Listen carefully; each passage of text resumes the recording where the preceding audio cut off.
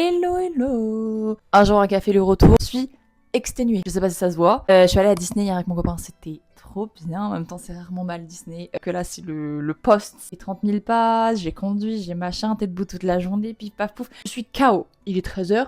J'ai besoin d'un café. Sinon, je vais faire une sieste. J'ai pas une tasse un peu genre Mickey Spooky. Voilà, je savais bien que j'avais des tasses Mickey. Sachez que mon copain est un fou du bus avec Mickey. Genre vraiment. Des tasses Mickey, on en a plein. Je vais vous raconter un peu notre petite escapade à Disney.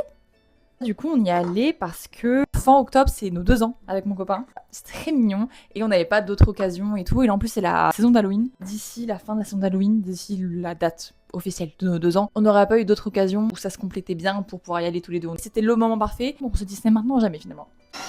Allée pour la saison d'Halloween, en plus il sait que j'adore les choses un peu spooky, Monsieur Jack et tout. Disney à la saison d'Halloween, j'y suis déjà allée le faire à une main, c'est en particulier. Hein.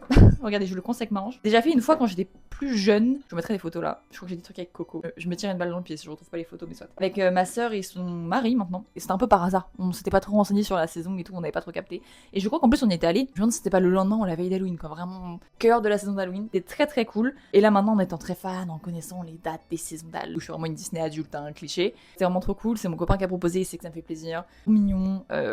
En plus, c'était la première fois que j'allais à Disney avec mes cheveux roses. Par contre, c'est assez fou, c'est que Disney, pour moi, les cheveux roses, ça fait limite un peu enfantin. Pas tant, mais vous comprenez bien que Disney, pour moi, c'est un peu un endroit de la tolérance. Les cheveux colorés, on s'en fout un peu. Figurez-vous que j'avais un peu l'impression d'être une bête de foire, alors que j'ai les cheveux roses, quoi. Enfin, même si c'était plus extravagant, il y aurait pas de problème, mais c'est pas si...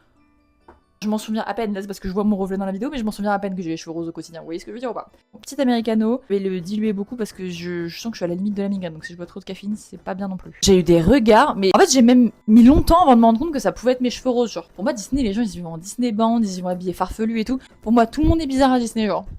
À partir du moment où t'as ça sur la tête et que c'est toléré comme ok, pourquoi ça te choque? Vous voyez ce que je veux dire ou pas? C'est Irzola, maison hantée d'ailleurs.